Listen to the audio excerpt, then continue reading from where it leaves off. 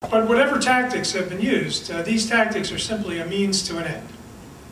The end must be returning to core beliefs and values. And for those without those core beliefs, they have to turn to institutions that have them. Speaking for my own institution at First Trust, we know that we have to adapt to the new world, whatever it is. So even in the midst of this turmoil, we have remained committed to continuing to invest in the people, technology, and infrastructure that will preserve our strong capital base so that we may remain independent and enable us to continue our mission of enhancing the prosperity of our customers and communities. Yet we also know that we must do more than that. We must reconfirm our belief systems because they have been tested. And I'm happy to say that at First Trust they have held true. This year we celebrate our 75th anniversary. We've been guided by the same vision and values that we formalized back in 1934.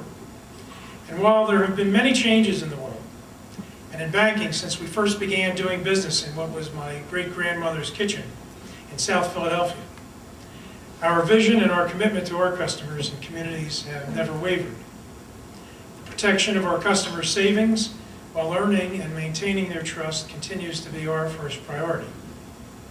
Adding value to those customers and to our communities continues to be our operational strategy. In today's world, an adherence to these very fundamental, yet easy to lose sight of beliefs is what continues to distinguish us from so many others. Belief systems are hard to create and harder to regain.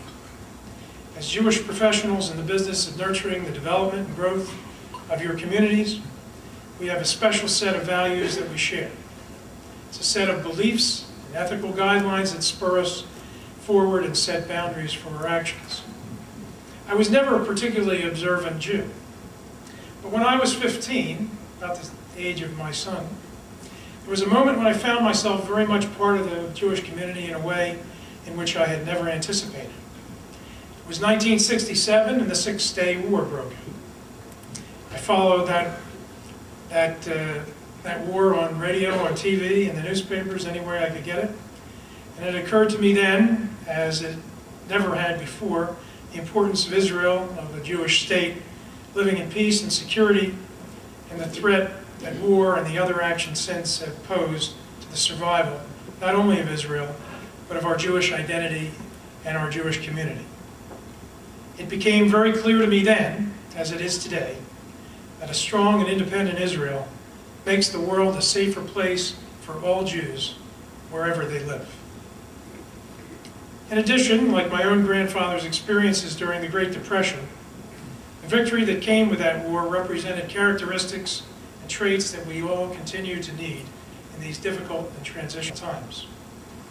Resilience, a dedication to core beliefs, standing by a set of values and ethics, all these things are required for any individual, any institution, any community to survive in the worst of times and to thrive in the best of times. Our job together is to keep those values strong, to live those core beliefs through our actions in our business lives and in the work we do for our geographic communities as well as for our spiritual community. These are the things that hold us together and which will make us strong. So thank you for your time and attention.